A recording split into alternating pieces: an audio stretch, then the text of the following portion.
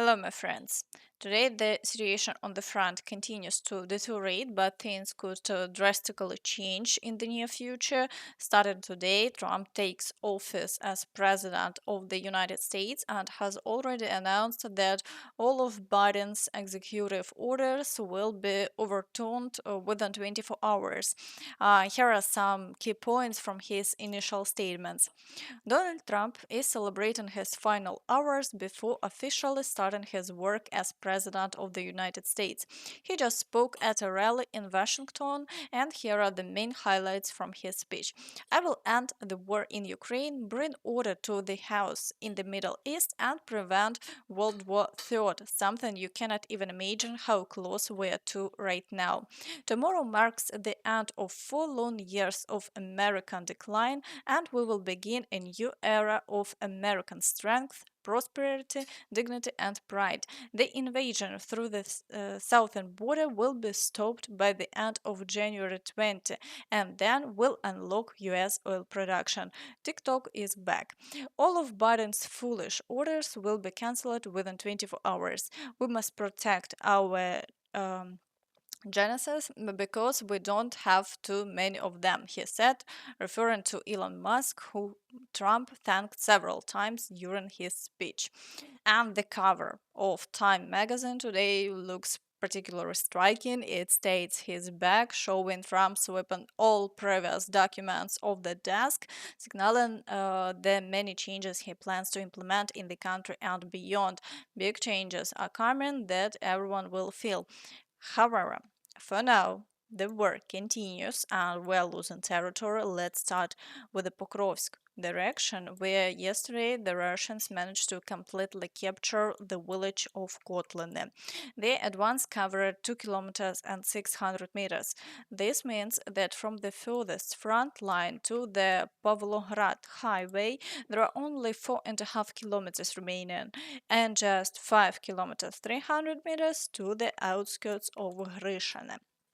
If the Russians manage a breakthrough here, the town will be nearly encircled, and their chances of advancing further are very high. Between Kotlene and Grishane, there are only a few fields, making the situation here dire.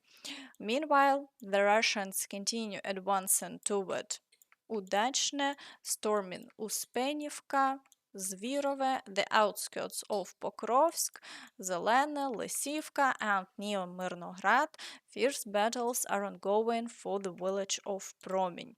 The Russians are pushing through the fields toward Malinivka, assaulting Yelizavetivka, and trying to expand their control near Baranivka to advance toward the highway. In the Kurakhove direction, the Russians continue to assault Novoandriivka, push forward from Slovyanka, and storm Andriivka, Dachne, and Ulakle. This region is extremely difficult with the number of shelling incidents at a maximum. However, there have been no changes along the front line over the past 24 hours. In the direction of Velyka Novosilka, the Russians have made gains for 2 consecutive days and are now engaged in battles within the town itself. They are attempting to consolidate their positions, and the situation worsens by the day. Overnight, there were no new changes, and for now, the Ukrainian forces are holding their ground, continuing to defend even while nearly encircled. In the Zaporizhzhia direction, the Russians are attempting to break through to Novodanilivka but have achieved no success, and the situation has remained unchanged over the past 24 hours. In the Kherson direction, the Russians continue their efforts to advance near the Antonivsky Bridge and establish positions on Zabich Island. However, the Ukrainian forces are effectively neutralizing the attempts, and the front line remains stable. And now moving to the Toretsk direction. Unfortunately, there is no good news here either. However, the Russians have been unable to advance further for now, and battles for Krimske and Sherbinivka continue. In the Chasiv Yar direction, fighting persists in the city center with assaults on Stupochki, Pretechene, alongside relentless shelling of Konstantinivka. Despite this, there have been no changes along the front line. For now, all attacks are being successfully repelled. Once again, the Russians demonstrate that their offensives rely heavily on human waves, as they face a significant shortage of equipment. They've even been spotted using motorized blocks to move within the frontline zone. Штурм ебашим, бля.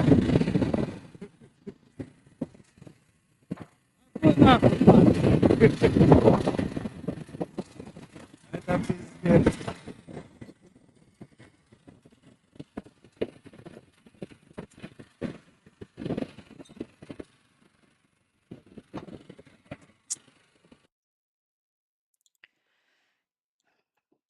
In the Siversk direction, the Russians are assaulting Bilohorivka but have been unable to make any progress for quite some time now. The Russians have had no new successes here. In the Lyman direction, the Russians are assaulting Novolyubivka, pushing near Ivanivka, and storming Zarychne. The situation remains challenging, with the reports from our fighters indicating that the Russians have achieved some tactical advances. However, these gains are not yet significant, and Ukrainian forces continue to hold the line as much as possible. In the Borova direction, the activity is very high. The Russians are breaking through from Lozova, storming Zelený High, Pershatravneva, Kopanki, Novoyegorivka, and carrying out numerous shelling attacks. To the south, there is currently no activity, and the front line remains unchanged over the past 24 hours. In the Kupiansk direction, the Russians are assaulting Petropavlivka and breaking through from Pishane across the fields while shelling Glushkivka. However, the Russians haven't made any new successes here, and the front line remains stable.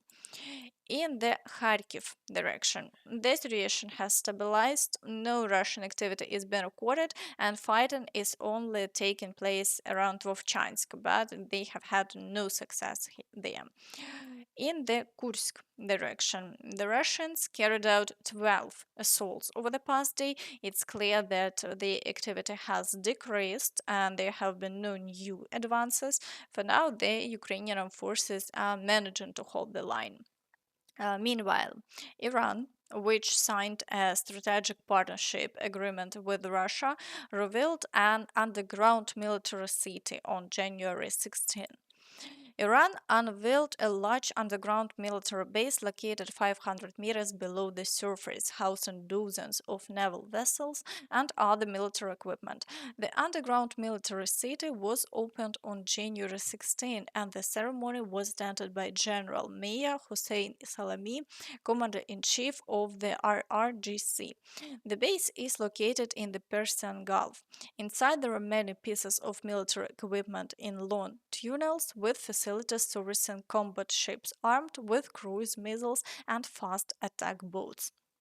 It's concerning that Russia is gaining such heavily armed allies, so we can only hope that it remains underground and is not used in military operations. And that's all from me. So please don't forget to like this video, subscribe to the channel, and hit the notification bell to stay updated on all the latest news. Thank you for watching, and see you next time. Bye bye.